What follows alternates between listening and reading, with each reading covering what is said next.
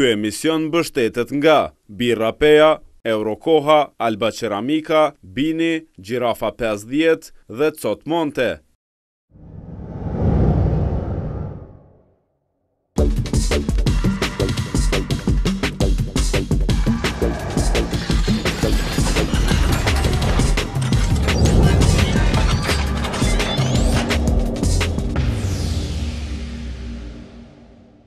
Ku është Kosova sot në prag të 10 vjetorit të shpalljes së pavarësisë? A ka mundur të bëhet më tepër? Cilat janë sukseset dhe cilat dështimet e 10 vjetëve të kaluara? Këto pyetje që po i shtrojmë këto ditë në prag të rumbullaksimit të 10 vjeçarit të parë të shtetësisë, ndoshta mund të kemë përgjigje më të sakta nëse ju kthehemi konteksteve të cilat edhe çuan deri në 17 shkurtin e 2008-s. Cila ishte strategjia e shqiptarëve të Kosovës për të arritur pavarësinë në procesin Ahtisari, cilat ishin rreziqet me të cilat u përballën? Çka thonin serbët dhe të huaj të përfshirë direkt ose me ndikim në proces? Dhe çka me skeptikët? Në Rubikon janë zhvilluar intervistat ndër më të rëndësishmet me shumicën prej aktorëve më me ndikim në procesin e vendosjes për statusin e Kosovës. Si piknisje është marrë periudha pas trazirave të marsit 2004, kur u bë e qartë nga gjitha palët se çështja e adresimit të statusit të Kosovës s'ka se si të shtyhet më dhe se duhet adresuar sa më parë. Teksa intervista e fundit mban datën 14 shkurt 2008, pra 3 ditë para se kuvendi ta shpallte Kosovën shtet të pavarur, sovran dhe demokratik. Të njëjtat të plota janë të përmbledhur në librin Kapërcimi i Rubikonit drejt pavarësisë, botuar nga shtëpia botuese Koha në 5 vjetorin e shtetësisë. Së këndemi, siç do të keni pasur rastin të shihni live në televizor, të lexoni në libër e që do të mund të shikoni të fragmentuara në minutat në vazhdim, vendi i ngjarjes, drama, intriga, thrilleri, nganjëherë pse jo dhe komedia ka lëvizur sa në studion televizive, sa në qendrat e zirjes së fatit të një vendi e një populli në New York, Washington, në Selina OKB-s, në Vjenë, në Paris, në Zagreb, Ljubljan, Beograd e gjetiu.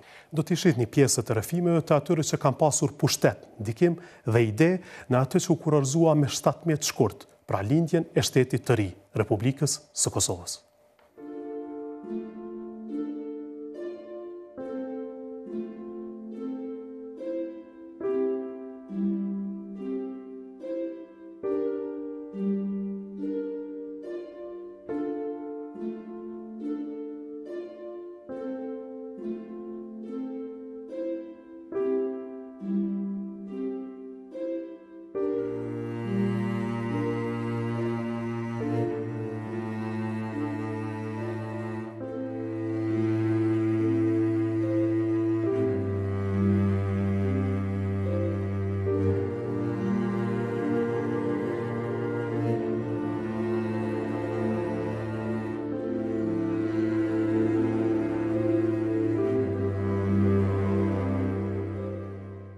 Gjatë fushatës elektorali ju keni thënë nëse AKJ do qeverisë me Kosovën, ju do ta shpallni referendumin dhe do ta mbani referendumin për Kosovën e pavarur dhe do ta shpallni pavarësinë e Kosovës brenda 3 muajsh.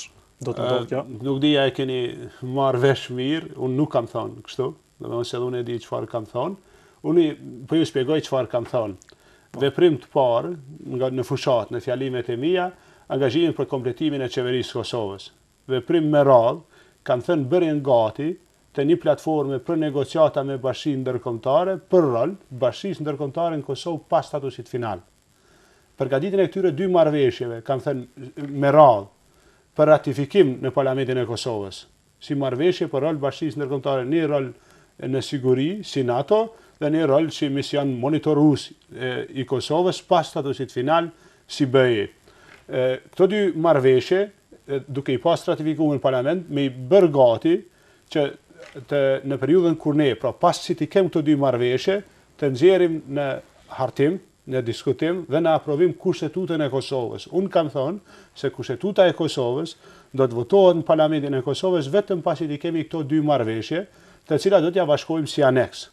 Çka do të thotë me këtë? Ne kemi gjatë fushatës, kam paralajmëruar që ne do të ndërmarrim veprimet për bërjen e Kosovës shtet, pra për një ndërtimin edhe trendit kushtetues shtetit Kosovës, por që të sigurojmë se nuk do të ketë keq kuptim dhe Së fundi, pra si veprim tjetër, kam paralajmëru edhe marrjen e mendimit ose deklarimin e qytetarëve të Kosovës për reformën e referendumit, për veprimet e ndërmarra dhe për rezultatin e bisedave që do t'i zhvillojmë për statusin final. Domethënë ju pohoni se nuk keni dhënë përcaktime kohore lidhur me këto. Gjithsesi se po, unë kam paralajmëru fundin e vjeshtës të vitit 2005 si finalizim të veprimeve që do të krijojnë realitetin e shtetit Kosovës në Kosovë dhe njohjen e këtij realiteti. Ju keni thënë me konkretisht se në vjeshtën e vitit 2005 Kosova do të jetë e pavarur. Edhe ashtu them edhe sot, edhe jam thellë i bindur se kjo do të ndodhë. Si do të realizohet kjo? Veç sa e shpjegova, dhe me thënë jemi në atë fazën e parë. Mund ta përsëris. Jo, të qartësohemi nga se dihet që në korrik mesin e verës do të fillojnë negociatat lidhur me statusin përfundimtar ose statusin e ardhshëm të Kosovës. Kurse ju parashihni që më njerë pas 2-3 muajsh të ndodhë pavarësia e Kosovës, jeni shumë optimist në këtë rast. Vjesht me kalendar, edhe këta e kam thonë, çdo deklarim publik mund ta gjeni është deri në dhjetor. Po. Se në dhjetor fillon ndimi. Domethënë unë parashoh deri në dhjetor që të përmbyllen të gjitha veprimet, ato që janë themelore, që kanë peshë rreth çështjes së statusit. Mund mbeten modalitete e çështjet që do t'i zgjidhim ndër shiell me fqit, por të gjitha ato çështjet kryesore do të jenë të zgjidhura. Pason edhe një konfirmim vendor dhe presim një konfirmim ndërkombëtar për këtë çështje. Unë e kam thënë kështu, pse ne i bëjmë standardet, pse punojmë për standardet? Në njëjtën kohë ne e bëjmë statusin. Pra, bindja ime është statusi final i Kosovës, në bazë vullnetit politik popullit të Kosovës, do të zgjidhet me veprim në 2 aspekte, ose do të ndodhin 2 zhvillime. I pari që sipas meje është më i rëndësishmi, është ajo se çka do të bëjmë ne në Kosovë.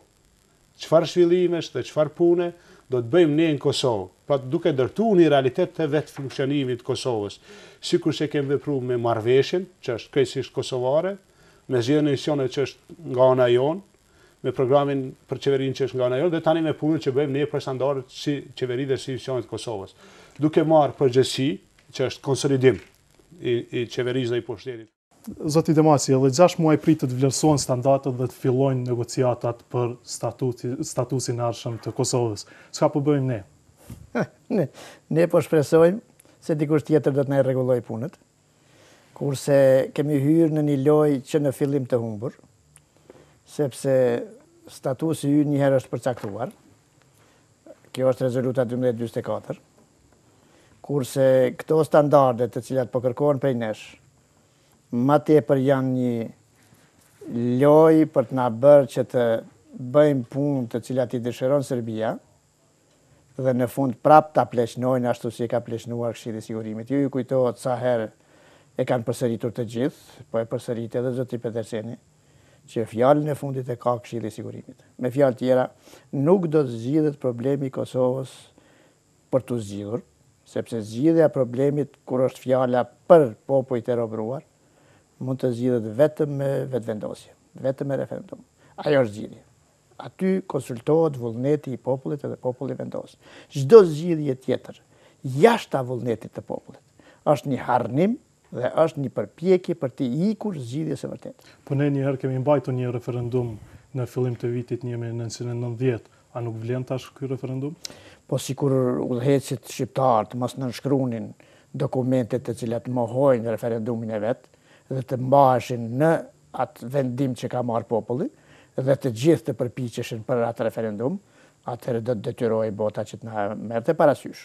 Mirë, po me që ne e mohuam disa herë, atëherë mbetet puna që pasim pas hajgare.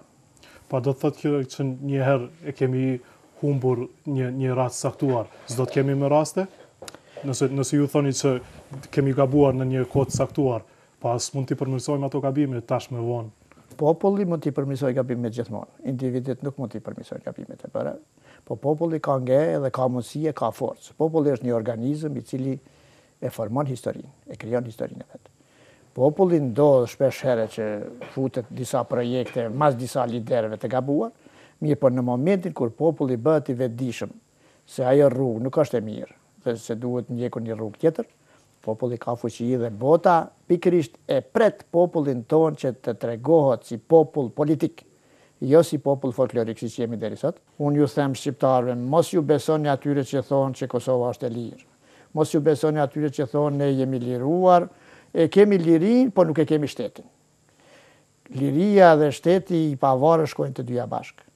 Duhet ta dim që ne kemi met në gjysmë të rrugës dhe të jemi të vetëdijshëm se këtë gjysmë të rrugës mund ta kalojmë vetëm në qoftë se çdo individ pa përjashtim e kupton se roli i tij është i rëndësishëm, sa i mund të bëhet një subjekt dhe mund të bëhet një forcë që mund ta shtyjë qashën e lirisë vet. Duhet pengesa më e madhe jona drejt lirisë është që shumica e njerëzve, fatkeqësisht ende, edhe pse kjo shumicë dal ngadalë po zvoglohet, mendojnë se si të vendosin për neve, kote kemi ne, si të dojë Amerika, Evropa, poshtë pjetë, ata vendosin për ne, kote kemi që mundohemi e tjera. Këtë ne kemi trashëguar nga robria gjatë. Robrit gjata 2000 vjeçare na kanë ardhur pushtues, vetëm janë ndrruar. Dhe në kokën e njerëzve është ngulitur ajo punë që ne jemi të vegjël dhe ne s'mund të bëjmë asgjë. Timori ishte edhe më i vogël se Kosova. Timori kishte më pak se 1 milion. Mirë po ata për lirinë e tyre u flijuan dhe vepruan dhe luftuan dhe nuk i dorëzuan armët deri në momentin kur e fituan të drejtën për vetëvendosje.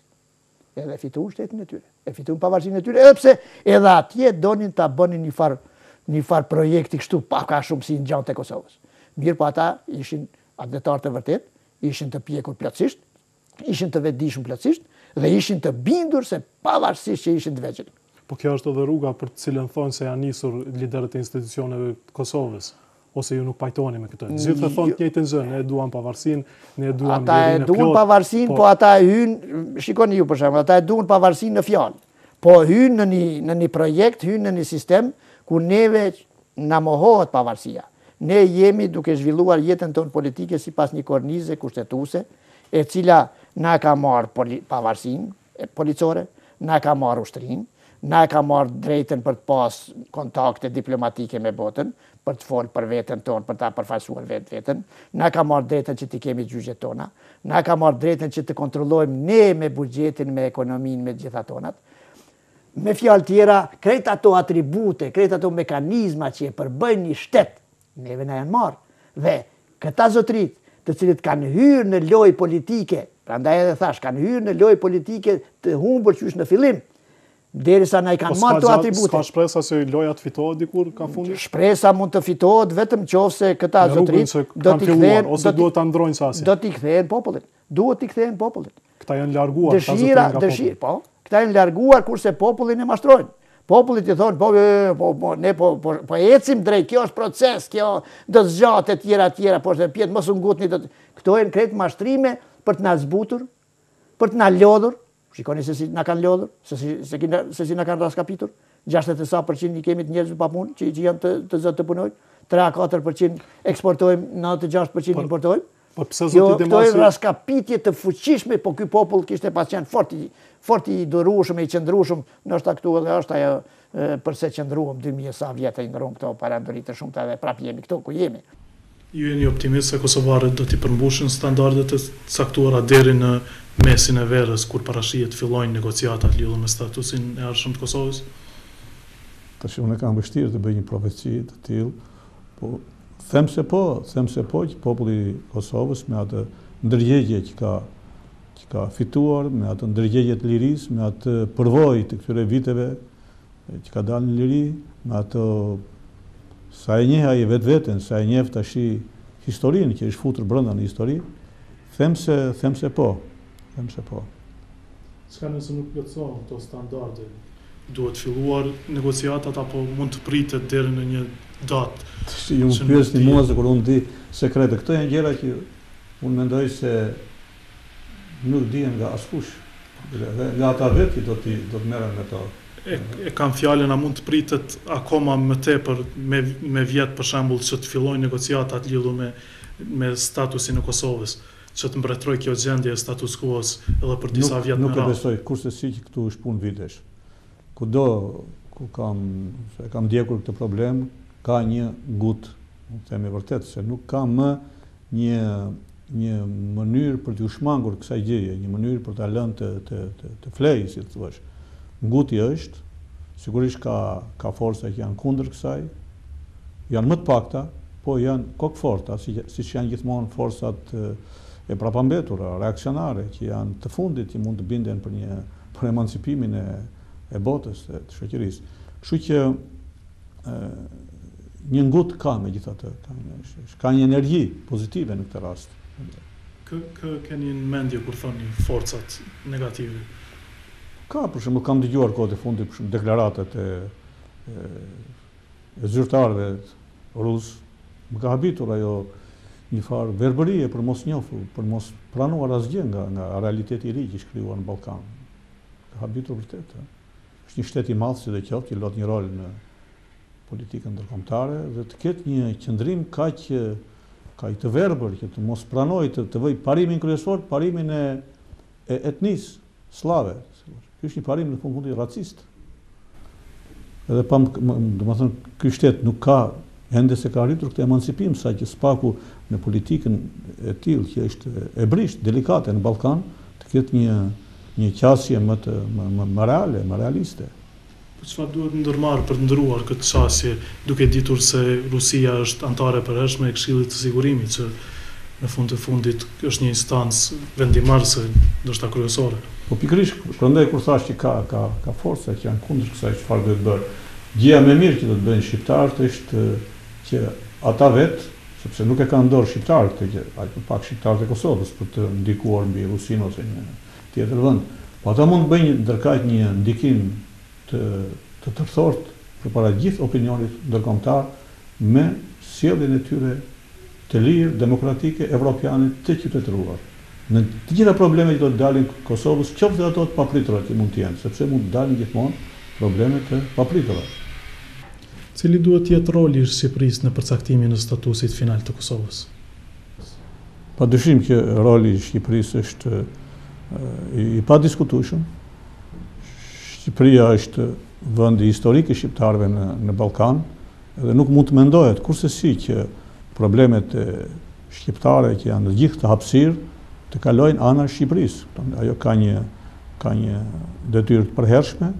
Deri tash roli i Shqipërisë përgjithsisht është çmuar nga ndërkombëtarët, ka qenë i përmbajtur, ka qenë i qetë, ka qenë, si thua, ka dëshmuar për një përvojë shtetërore. Shqipëria po bën gati një shekull si shtet dhe e ka dëshmuar këtë përvojë. Dhe është mirë që ky rol është çmuar, është mirë që Shqipëria e ka marrë tashmë namin që nuk nxit të keqe në Kosovë. Po të shikoni kur bëhet krahasimi midis Serbisë dhe Shqipërisë, kurse si nuk ka krahasim. Gjithmonë Shqipëria është në një vend, në një çmim nga ndërkombëtarët, nga opinioni, nga të gjithë, jo vetëm nga zyrtarët, por edhe opinioni botëror, publik, është vend quhet një vend shumë më emancipuar se sa Serbia në rastin e Kosovës. Ndonse ata që jetojnë në Kosovë, shumica dërmuese janë shqiptarë. Prandaj është mirë që Shqipëria ka fituar këtë autoritet, si thua, edhe nga të gjithë trajtohet si një faktor i mençur, demokratik dhe i emancipuar.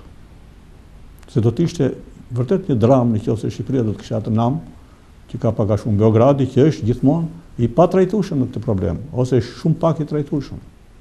Si bie Nuk mendoj që të bëjmë një kirurgji vulgare në Ballkan, po flas për realitete.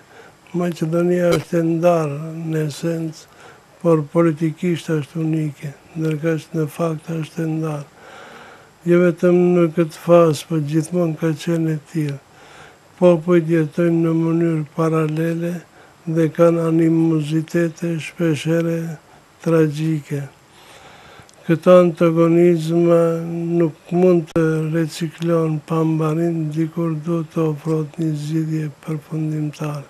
Ekziston shansa e mbijetesës së Maqedonisë, po që se garanton mekanizma që i afirmojnë kërkesat dhe të drejtat e shqiptarëve. Nuk mund të vazhdojmë politika e qetësimit të oligarkive politike duke u dhënë atyre favore, ndërkaq populli të metet me gisht në gojë. Sa i përket Kosovës, situata mund të menaxhohet me kategorinë e drejtave për pakicën, me që pakicat janë të papërfillshme në Kosovë, ndërkohë në Maqedoni është situatë tjetër. Po si pastaj shqiptarët do të bashkoheshin në një shtet të vetëm etnik? Po nuk dëshiroj që të la përshtypje se iniciojnë një politikë patriotike dhe dëshiroj të krijoj marketing politik mbi këto baza. Shtetet janë funksionale ose nuk janë funksionale. Ta kapim këtë segment të analizojnë. Kështu të fragmentarizuar, shqiptarët nuk mund të krijojnë shtete funksionale apo ekonomikisht rentabile. Dhe më thënë Kosova, pavarur, Shqipëria, e tillë çfarë është sot, nuk ishin një të ardhme të mirë?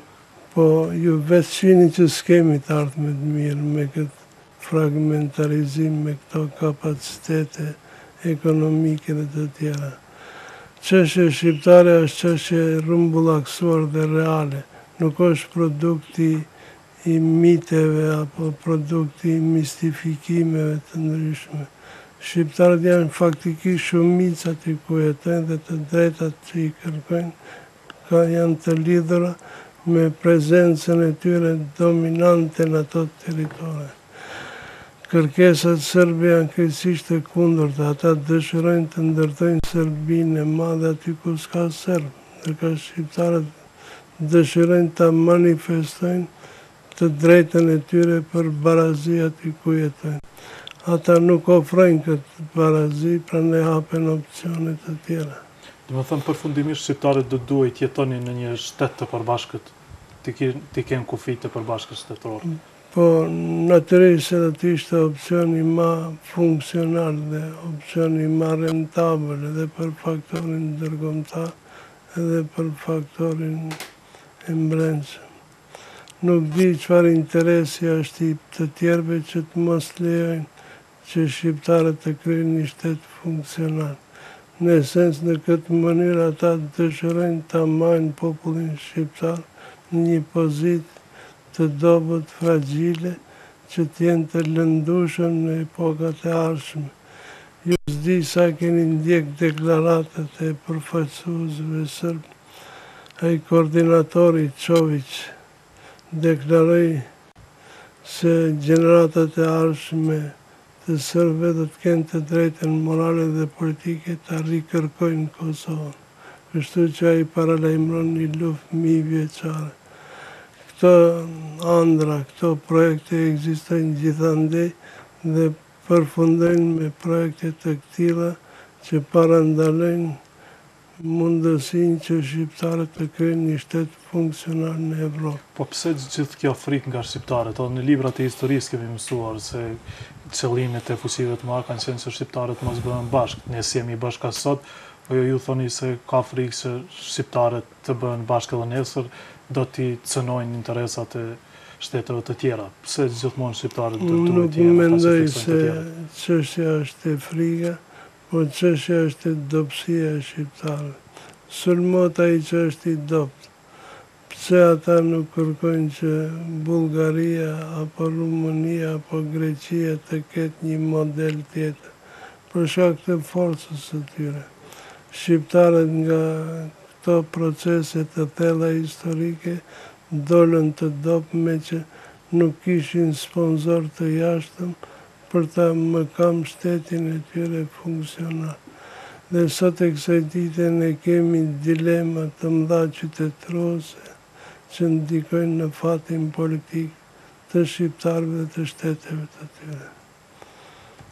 Kjo ideja e krijimit të shteteve monetnike në base t'inglon paksa anakronike në kohën kur janë proceset integruese në Evropë në të mëdha se kur do herë, me gjitha ato që ndodhin me Bashkimin Evropian dhe me të tjera. A mendoni se do të ketë përkraje ose do të arrihet ndonjëherë përkraja për këtë ide? Natyrisht ideja si ide nuk do të përkrahet nga faktorin ndërkombëtar, por realiteti do të përkrahet. Nëse ne arrijmë që të krijojmë në fushën ekonomike, kulturore, dhe në fushat tjera një farë homogeniteti ndër shqiptar, atëre pak nga pak ky projekt realizohet. Nuk mund të mbështetet nga faktori jashtëm fraza, demagogjia apo një projekt që nuk ka një realizim të suksesshëm. Mendoj se idetë e këtilla nuk janë anakronike, me që tërë koncepti perëndimor mbështetet në shtetin etnik, në fakt në shtetin nacional. Analizoni Spanjën, Anglinë dhe krizat e ndryshme në Evropë. Aty ku ka përputhje mes përmbajtjes etnike dhe kufirit politik, kemi stabilitet. Aty ku s'ka zgjidhje të këtilla, kemi jo stabilitet. Çështja baske, çështja irlandeze, apo fërkimet mes valonëve dhe flamanëve. Në këto pika ekziston një lloj fërkimi që nuk do të zgjidhet lehtë. Dhe pse gjendja ekonomike dhe të drejtat e njeriut janë në nivel më të lartë, mirë po këto procese nuk qetësohen.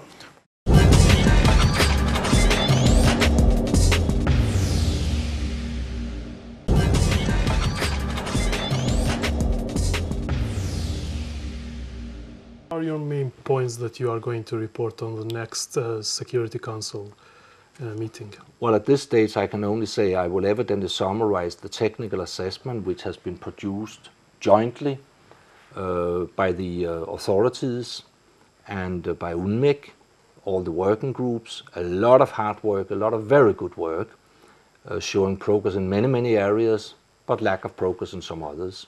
That I will evidently summarize. And for the rest of my statement, I believe that every day right now is crucial. Every day until the 26th of May when our report is crucial.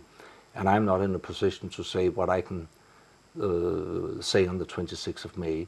I expect that there will be further progress in many areas, further improvements, and I want to have a statement that is right up to date, because every day counts now. When can we expect an UN Special Envoy for status talks? Expect a UN Special Envoy? I think that as soon as the comprehensive review has been done, a report on the comprehensive review will then be presented by the Secretary General of the UN to the Security Council, and on that basis they will then decide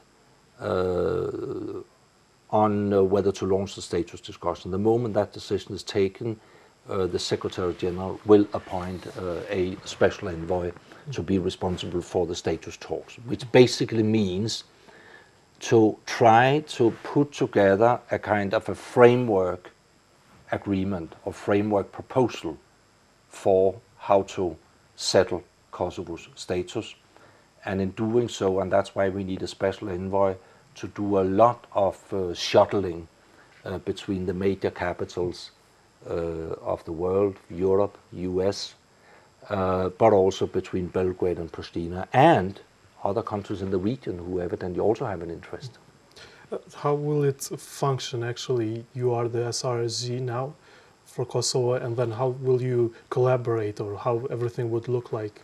Well, I mean, while the status discussions proceed, Kosovo will still be under Security Council Resolution 1244. That means we'll still be under the interim administration of the United Nations, and as such there will still be a need for an administrator. So in that sense, my responsibilities remain the same. There are two names mainly circulating about the special envoy of UN, Kai Eide and Gerard Studman. Do you have any information about that? Well, normally I don't comment on all the speculation, but I think I should clarify here, because indeed there has been a lot of speculation and I also think misunderstanding. There are two exercises that have to be undertaken now. There's the comprehensive review of standards, which is a kind of a technical review, but with some, as you said, some political overtones. There, the Secretary General will have a person who will be responsible for the review. And I think it is in that context that I have seen the names of Ambassador Kai Eide and Ambassador Gerard Stutman. Then there will be a need for a special envoy to conduct the status discussion. That is a completely different exercise. That envoy will only be appointed with a positive outcome of the comprehensive review. There, I think that the Secretary General will be looking rather at a fairly high-profile political figure with the necessary authority to try to work out an agreement on the status.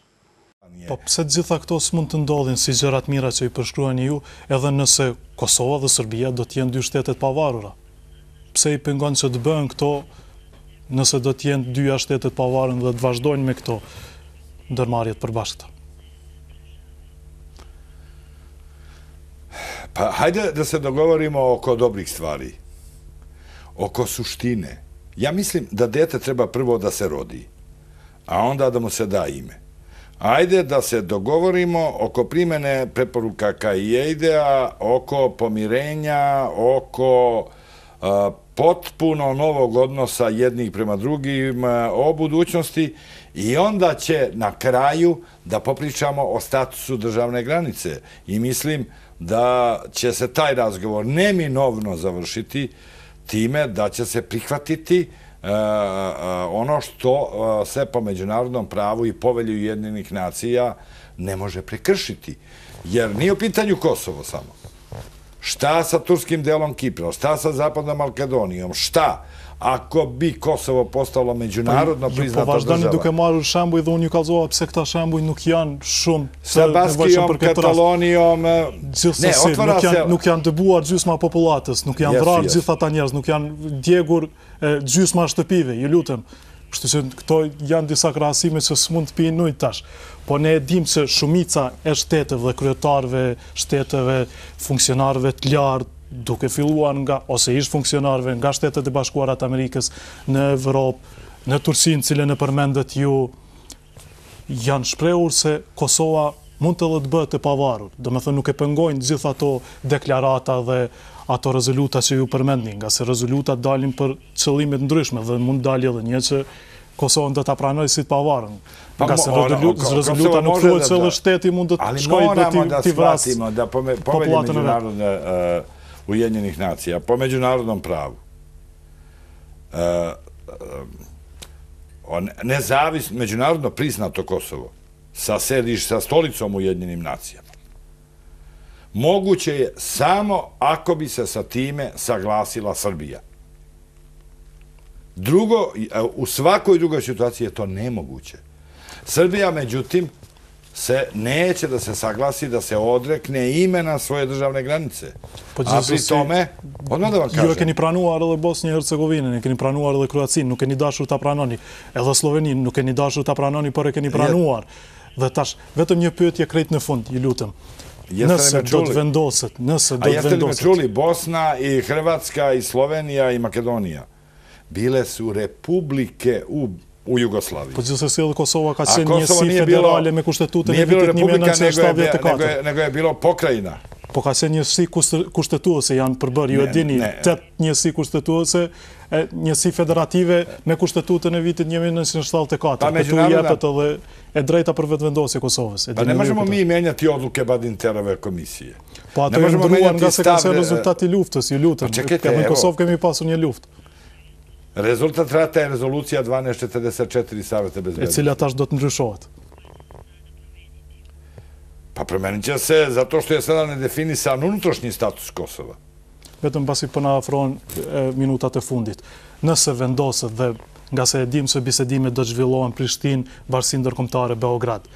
Nëse centrat vendosen në Bashkinë Ndërkombëtare, Bashkimi Evropian, OKB-ja, NATO-ja dhe organizmat e tjerë relevant, vendosin që Kosovës ti jepet pavarësia, s'ka do të veproj Beogradi. Ju thatë se ju përpiseni ti respektoni gjitha këto rezoluta, gjitha deklarimet, nga se doni një Serbi dhe një Kosovë evropiane. A do ta pranoni me po ose me jo? Neće se tako odlučiti, a kada bi se uz pretpostavku desila i ta situacija da Savet bezbednosti Ujedinjenih nacija pogazi povelju Ujedinjenih nacija, Srbija to nametnuto rešenje ne bi priznala. Po ju e dini se s'ka pasur edhe një vendim të Këshillit Sigurimit për të bombarduar Serbinë dhe kjo ka ndodhur.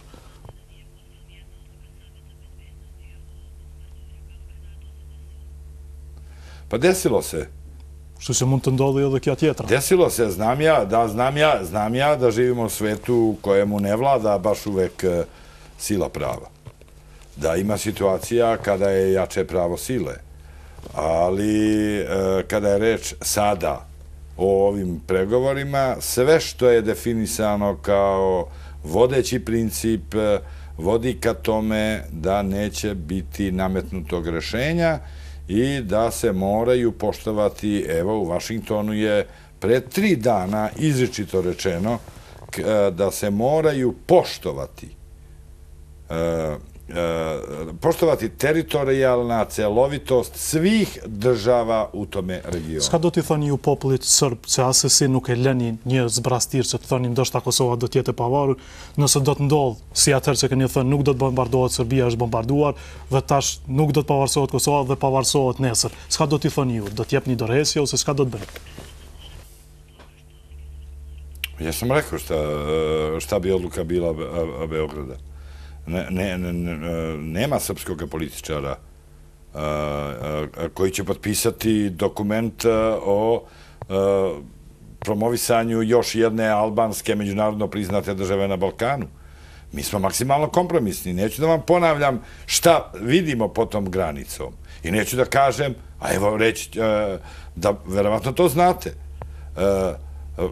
Kosovo sa svim svojim institucijama imalo bi pravo potpunog samostalnog predstavljanja u svim međunarodnim organizacijama, osim u onima koje simbolizuju državnu nezavisnost, državni suverenitet. Me këtë që thoni ju, mbase edhe me ato që kanë dalë nga konferenca Rambujes, hapet rruga që vullneti i shprehur i qytetarëve të Kosovës të jetë edhe ajo çfarë mendoni ju sot, që Kosova të bashkohet me Shqipërinë. A mund ta interpretojmë kështu? Tashti bashkësia ndërkombëtare ka vënë 3 kushte për bisedimet për Kosovën. Janë ato 3 kushtet e njohura që thonë ata se nuk mund të injorohen, nuk mund të shkelen, duhet të respektohen gjithsesi. E para, nuk ka kthim në gjendjen para vitit 1999. Do më thonë, nuk ka kthim të Kosovës në Serbinë dhe madje nuk ka kthim të Kosovës me Serbinë, tani me Serbinë dhe Malin e Zi e para. E dyta, nuk ka ndarje të Kosovës dhe e treta, nuk ka bashkim të Kosovës me një shtet tjetër. Kur e thonë këte ata, sigurisht se e mendojnë bashkimin me Shqipërinë, se shqiptarët nuk kanë arsye dhe nuk kanë arsye dhe s'ka kuptim dhe nuk ka çfarë se ekziston në realitet. Kjo që shqiptarët mund të bashkoheshin, Kosovat mund të bashkohej me dike tjetër. Bashkia ndërkombëtare e ka sqaruar çka do të thotë s'ka kthim në gjendjen para 1999, po nuk e ka sqaruar këtë çka do të thotë s'ka ndarje të Kosovës. S'ka ndarje të brendshme të Kosovës. E Serbia po kërkon ndarje të brendshme të Kosovës, 2 entitetet të Kosovës ose kantonizimi i Kosovës që janë parafërsisht e njëjta gjë. Kjo pak a shumë nga ajo se dihet është pikërisht për ndarjen e brendshme të Kosovës. Dhe nuk e ka theksuar mos kjo nuk ka ndarje të Kosovës, nuk ka edhe lëkundje të kufive mes Kosovës dhe Serbisë. Të tretën se nuk ka bashkim një shtet tjetër parafërsisht e ka shpjeguar. Kjo pika e dytë është ajo një pikë e veçantë që lejon diskutime të ndryshme. Ne dëgjuam para një kohe në televizionin në zërin e Amerikës 2 ekspertë amerikanë të cilët folën për çështjen e Kosovës dhe shfaqën mendimin se zgjidhjen përfundimtare të çështjes së Kosovës mund ta sjellë ajo që ata quajtën ndarje e Kosovës. Nuk ka dyshim se kjo shprehja ndarje e Kosovës nuk është kuptim i drejtë, është kuptim mund ta quajmë i gabueshëm, se dahet diçka kur ndahet për gjysmë ose parafërsisht për gjysmë. Nuk mund të flitet për ndarje mes të Kosovës mes shqiptarëve dhe serbëve, se s'mund të flitet për ndarje të dikujt që përfaqëson 90 apo sot 95% të popullsisë në një territor dhe dikujt që përfaqëson, si ta themi, 5% sa përfaqësojnë sot serbët në Kosovë, apo përafërsisht 10% sa përfaqësonin në prag të luftës. Prandaj fjalën ndarje e Kosovës në kuptimin që përdorin këta ekspertët amerikanë duhet ta zëvendësojnë me fjalën lëkundje e kufive mes Kosovës dhe Serbisë. Kur flasim pra për lëkundje të kufive, atë kemi përpara diçka tjetër. Po zoti Sosa, s'është kjo e njëjta gjë, nga se ka manipulim me territorin dhe çfarë do lloj terminologjie që do zgjedhim ne ti themi ndarje ose lëkundje bëhet fjalë për një veprim të njëjtë. Të citoj një shkrim tuaj të botuar ditë më parë në një të përditshme të Kosovës. Shkruani lëvizja kufive të Kosovës së Serbisë dhe si pasojë e kësaj mandej lëkundja humane e popullsisë përjashton pothuaj të gjitha shernajat që lënë në Kosovë zgjidhje siç është pavarësia kurzuar. Me kujdes keni përdorur fjalët lëvizje kufive në vend të ndarje Kosovës si dhe lëkundje humane e popullsisë në vend të shpërngulje e popullsisë. Si të ndodh kjo dhe të mos krijoj probleme, mos ballafaqohemi me kritika nga perëndimi ose mos bijem në kundërshtime pikërisht këto tri parime që ju i përmendët të bashkisë ndërkombëtare. Tashti bashkia ndërkombëtare ka vend këtë parimin, s'ka ndarje të Kosovës. Po ta shikojmë mirë, ta shikojmë gjërësisht problemin, ta shikojmë në esencë, në thelb problemin. Ne mund të themi se zgjidhjen përfundimtare pa probleme të mëavonshme mes shqiptarëve dhe serbëve e përfaqëson mo lëkundja e kufive, jo ndarja e Kosovës, po lëkundja e kufive. Domethënë kufirit të Kosovës me Serbinë. Që do të thotë të marrë Serbia një pjesë territorit tashëm Kosovës, nga se ju keni shprehur edhe skepticizmin tuaj që kosovarët Prishtina nuk do t'jetë në gjendje të qeverisë me Leposavicin, Zubin Potokun, ose pjesën veriore të Mitrovicës në cilën sot kryesisht jetojnë serbët. Po unë sa e di, Prishtina nuk qeverisë as sot Mitrovicën veriore, as Leposavicin, as Zubin Potokun. Dhe do të thotë kjo lëkundje kufir, që kufiri të vi deri te ura e Ibrit, të më thënë që lumi i Ibër të jetë pikë ndarës se... Kjo do të thotë se lëkundja e kufive nënkupton që jo të marrë Serbia, po të jepet Serbisë, shqiptarët dhe serbët të merren vesh që Serbisë të jepet territori i Kosovës, pra të lëkundën kufit mes Kosovës e Serbisë në mbrëmsitë të Kosovës, për aq sa parafërsisht ishin serbë në prag të luftës, ishin parafërsisht 10%.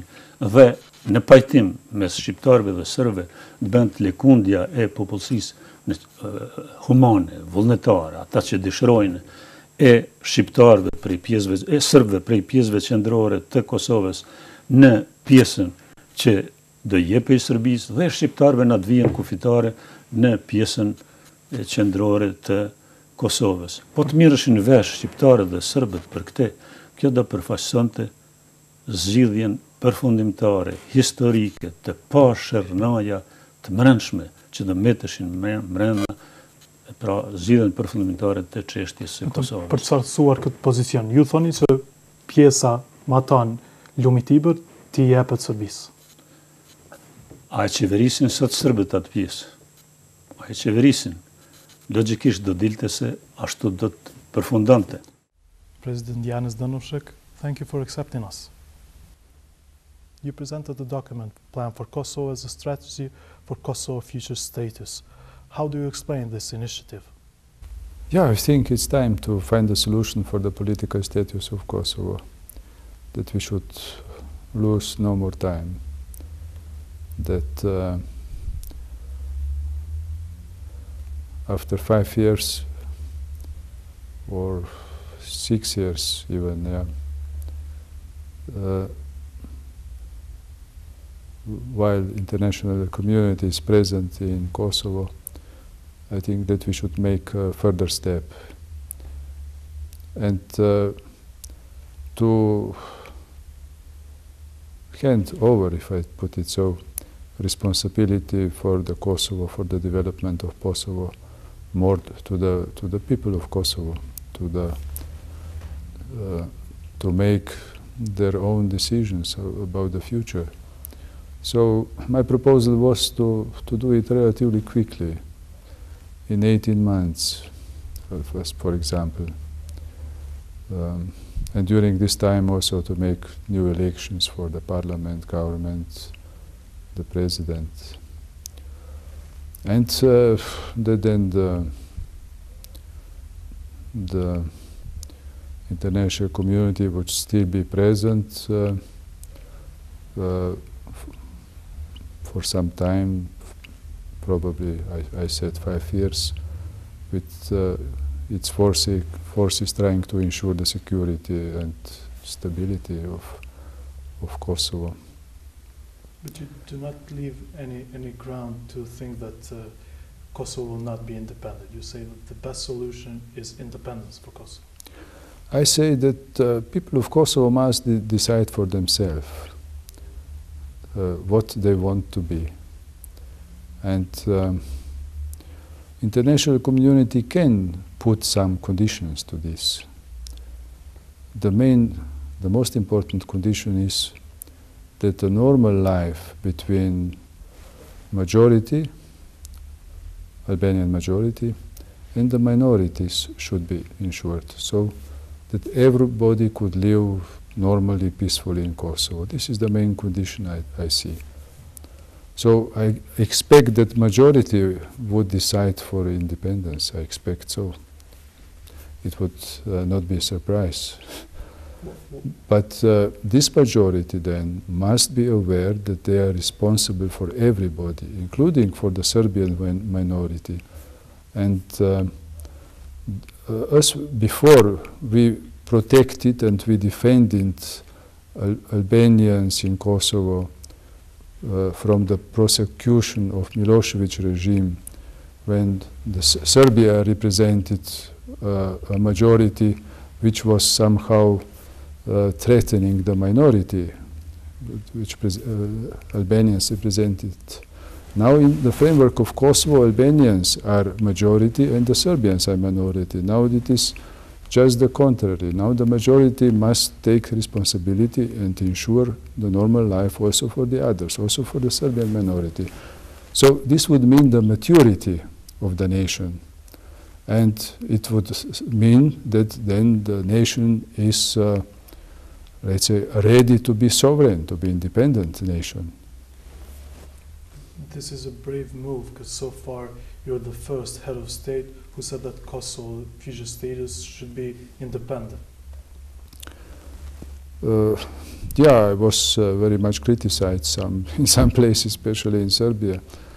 But I think it's time to move, and it's time to be frank also, and to say what we think, that it's the best. Not to just to think that we should not, let's say, offend somebody with our ideas and proposals. And I consider also Serbia and Serbs as friends, and I already told them that to a friend you must say the truth. What you really mean. I think for them it's also much better to find the solution for Kosovo sooner than later.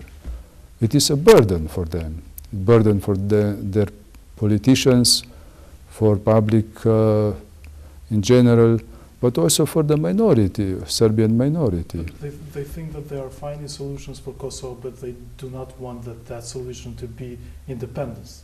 So are they just hiding something from their people, or is independence, as you say, should they accept that this is the best solution? I see what is the situation in the ground, what are the facts. The fact is that since 1999, Serbia does not control Kosovo, cannot apply Serbian sovereignty on Kosovo. It was lost in 1999. It was lost because of Milosevic politics. The whole international community came and intervened in Kosovo, and there is absolutely new situation since 1999. So all the time now Serbia practically does not control Kosovo, cannot implement its sovereignty. If Serbia cannot implement sovereignty, why should they have it formally? What would Serbia do with this? It's just, as I say, it's just a fork, it's nothing. A formula more than autonomy and less than independence. What does it mean in practically? I don't understand it. If you are sovereign, you are or you are not. So what is something in between? It is just a fork. It's much better to have clear relations than such, let's say, foggy solutions. And this is what I'm saying. It's much better to find a clear solution, and then everybody would be much better friends, including Albanians and Serbs. I'm sure that when this is resolved, this question of status, and that the relations between Serbs and Albanians could be very good and should be. Both sides could profit out of them, out of cooperation in economic field, also in other fields.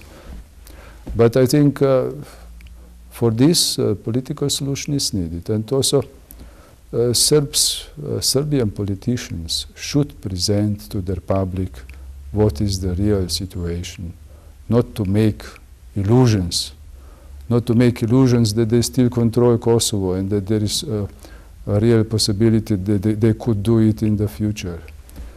But what I said in my proposal is that I think that Serbian minority should get a kind of autonomy in Kosovo. So it should be a part of sovereign Kosovo, but with autonomy, local autonomy.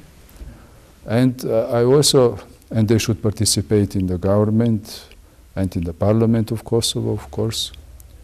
And I also proposed that their monuments, religious, cultural, historic monasteries, which are very important for them, should be preserved and even given a kind of a special status. We're going to go back to that, but in simple terms, what you are saying is that sooner that the Serbs, the Belgrade, will accept and admit that Kosovo will become independent, it will be much better for them as well, and for the Serbs and Serbian and Albanian relations. I'm sure. Is the key for the Serbs to admit that Kosovo will be independent?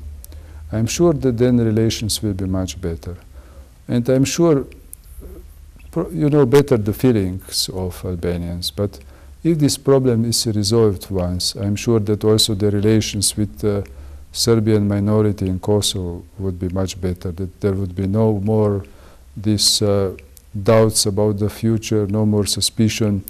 There would be clear status, and I think that the normal life would be restored, and also normal relations between the Serbian minority, Serbs, and the Albanian majority. So it's better to do it sooner than later. If we wait, what we could get out of waiting? I think it's bad for everybody. Too much time has been lost already during last 15, 16 years in the Balkans. Too much time. Kosovo and Serbia should then concentrate on its development, on its economy, how to ensure the employment for people, how to go further towards European Union membership. These are the real issues. Why to go back to the past and to speak now again about some kind of foggy status for Kosovo, which is not a reality? Why not to concentrate rather on its own future? Too many opportunities have been lost already. Generations could suffer because of this. It's really the last time, the nick of time that this is resolved, and that Kosovo and Serbia would go then towards a more prosperous life in Europe. In your opinion, why do the Serbian leaders do not say to their people that Kosovo will become independent? It's a kind of a myth, and it's an emotional issue. And for politicians, it's much easier to talk about this kind of issues on emotions of people. this is much easier than to talk about economic or social reforms and to concentrate on them. And unfortunately it is so. It's not only in Serbia, it's also in other countries very often so, that we try to channel the attention and emotions of people in this kind of issues, rather than face the problems where there are on the ground, especially economic and social problems. But it's not, I say, it's not very fair towards their people. They should tell them the truth. What is the truth? This is important. And to tell them, you know, situation is such and such. I'm sure they themselves, they know that it will, at the end, it will be so, or something like this, what I propose. But they are afraid to say it to the people. Mund të presim diçka konkrete nga Alianca për Kosovën e Re, së shpejti. Ata janë duke punuar. Dhe kjo aliancë tani është duke punuar në organizimin e një konference internacionale ose regionale ku qëllimi im është që në një tavolinë të ulen kryeministri i Kosovës me kryeministrin e Maqedonisë, me atë të Shqipërisë, me atë të Malitëzi, të Serbisë dhe të Bosnës. Dhe ky qëllim do të kryhet me sukses. Do të thotë që sërish po bëni një alternativë në të procesit negociator? Unë jam i qartë se Armeria e Kosovës nuk është ajo e kufizuar në kufit e Kosovës. Kosova duhet jetë një Kosovë e pavarur me kufit të hapur, me standarde regionale, njëjtët që vlen në Maqedoninë, në Shqipërinë, në Serbi, në Malëzi, ku do të ketë lëvizjet lirë të njerëzit, të mallit, të ideve e të kapitalit, mos të ketë dogana dhe formalitete, për arsye se mos harroni çdo kufi i fortë i Kosovës me fshehtë e saj mundet me provokue lindjen e kufive brenda Kosovës. E atë askush sot nuk e don. Ne duhet luftojmë për një Kosovë pa kufi, të lirë, mirë po të pavarur. Kosova nuk duhet jetë e shqiptarëve, Kosova është e kosovarëve, nuk duhet ketë minoranca etnike në Kosovë, po secili të ndin veten si kosovar, të jap kontributin e tij si qytetari i Kosovës dhe normalisht të shfrytëzoj të drejtin e tij si qytetar i Kosovës. Dhe nëse nesër edhe një hashkali, apo një turk, apo një serb, janë të aftë që t'jenë premier ministër i Kosovës, pse jo, dhe t'vinë dhe të ushtrojnë këtë detyrë. Pro Kosova t'jetë e njëjtë për secilin, po secili t'jetë i njëjtë i trajtuar, do thëtë për shtetin e Kosovës, dhe secili t'jep kontributin e vetë për shtetin e Kosovës, në mënyrë pa njëjtë, pa kur farë privilegje, pa kur farë identiteti. Kosova e kosovarëve. Kush do në tjetoj në Kosovë, tjetoj me shëndet. Kush do në të shkoj prej Kosovës, ka kufit e hapën të shkoj prej Kosovës. Dhe kështu Kosova duhet trajtohet. Problemi i Kosovës duhet të zgjidhet me zgjidhjen e problemit rajonal. Do të thëtë, Kosova s'mundet të jetë e getizuar, nuk mundet të jetë e mbyllur. Kosova do të jetë një shtet i pavarur, po i hapur për çdo kënd që ja don të mirën këtij shteti dhe don të jetojnë këtë shtet dhe don të punojnë me këtë shtet.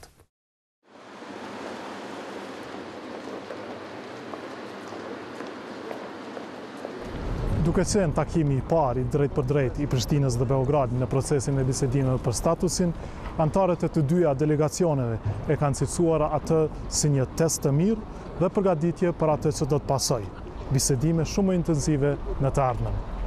Nga Vjena për Koha Vizionin, Adriatik Elmendi. Kosovo delegation is ready. We came the day start and we promised President Ahtisaari this morning they'll we will full cooperate. And today we will be focused on agenda, municipal competencies. Do të bisedojmë për reforma në pushtetin lokal dhe shikojmë të arrijmë rezultatin shumë shpejt, pavarësia është duke ardhur dhe ne jemi këtu për të bërë rolin ton pozitiv.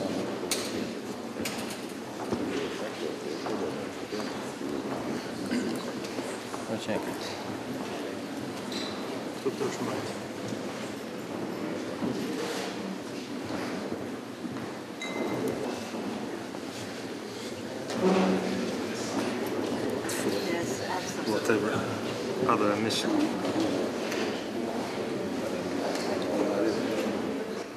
Vetëm para pak minutash, prapa këtyre dyrëve, prapa me, kanë hyrë delegacionet të Prishtinës dhe të Beogradit për të filluar takimin e parë të drejt për drejt në procesin e bisedimeve për statusin e arshëm të Kosovës.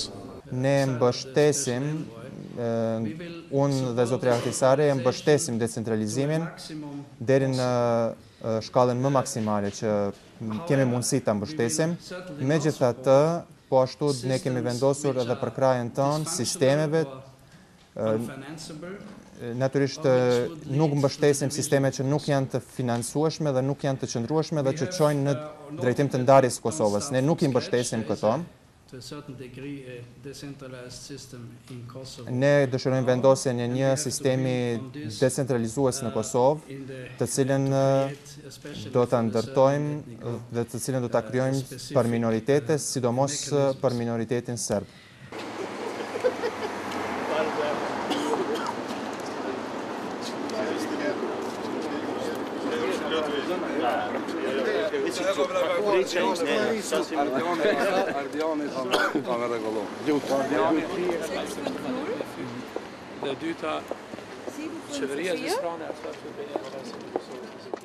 To keep this simpler, you said that you address or you comply with guidelines from the contact group. True. And to do so, you need to see what the will of the majority of the people of Kosovo is. No, that's so. No, I don't. You should. I know what you want. That's for sure. I mean, your questions are very clear, and you have a right for that. But I'm not going to say anything about the future status before we come to that moment, and we are far away from that discussion. But you can say that you will comply with the guidelines of the contract group. No, they are additional terms of reference, let's put it that way, which I have to take very seriously, because if 4 of them are permanent members of the Security Council, there's only 1 who isn't out of 5. And I intend to travel to Beijing to discuss with the Chinese government as well, because I owe them also an explanation how these talks have been going on, so that I will brief them. Of course, in a Security Council that will happen, but I think out of sheer courtesy I need to go to China like I did in '99. I paid a visit to Beijing then as well. So let's not jump. Let's not jump to the conclusions before we have actually created conditions for those. And therefore the reality on the ground, I have to emphasize that today the most important message I want to give is that situation in the country has to change. And for that we need everybody's. We need the majority's inputs, but we need the minority's cooperation as well. So that is very clear message from me. When you don't want to interpret what contact group said, you can interpret what you said for Der Spiegel. 90% of are Albanians. What do you expect them to decide? Can you interpret this? No, that was a rhetorical question. It was not, I didn't say what you would say. I raised the question. And I think everyone seemed to have interpreted the way they How do you interpret? I don't interpret at all, because I made a rhetorical question when your colleagues from Der Spiegel were asking these questions, and I think we better take note that the contact group made an important statement in London by saying that, among other things, let's not forget that you can't ignore entirely the views of the population of Kosovo. And I thought that we should be very happy with that and leave it to that at the moment. Because no one from a contact group today would be prepared to say anything more than I'm saying now. But we have messages from Mr. Frank Wisner and Mr. John Sawyers. Those are private, I think they were called private messages and meant to be private messages. It was, I think the contact group members, individual members have a right to say what their governments feel on the different issues. But again, private or not, they said that the status will be independence. And they are members of the contact group. Yes, no, then you take note of that, what they said.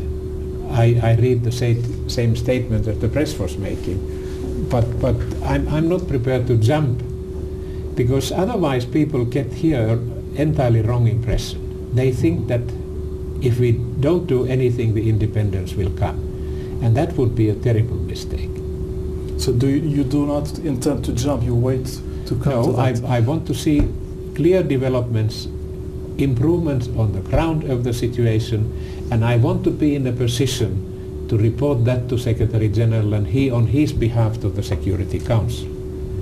Because the British always say that the proof of a pudding is in eating. It doesn't matter how good laws you have if they are not properly implemented. If police doesn't treat people properly, I'm not saying that they are not, but I have noticed everywhere where I have worked, and I have worked all over the world, that there are two things what ordinary people want. They want to be treated fairly by the police, and they want to be treated fairly by the legal system, the courts. If these don't function, you and I can't live in that sort of society and be free to do what we would like to do. So there are many things that need to move forward, but I emphasize that if there ever was a moment when everybody should participate, and I mean minorities too, then this is the moment. Because if we can only through that process create conditions which will then lead to a future status. But if Kosovo has moved forward with what you just mentioned, will the independence be one of the options? No, everyone has said that it's one of the options. But you say that as well? No. I don't get. I have seen the statements made, and as you said yourself, that private messages have been given. I think people should perhaps understand that those private messages, as I see them, have been given in order to encourage progress on the ground here. I think it's like saying that, look, if you work hard, if you improve the situation on the ground, that the reality in the country changes, there's a light in the end of the tunnel. I think you have to see those in the positive light, as I would take them. This is a positive strategy? I hope it is, because I'm very pleased how we have actually moved during these 4 months that I have been in charge of the status process.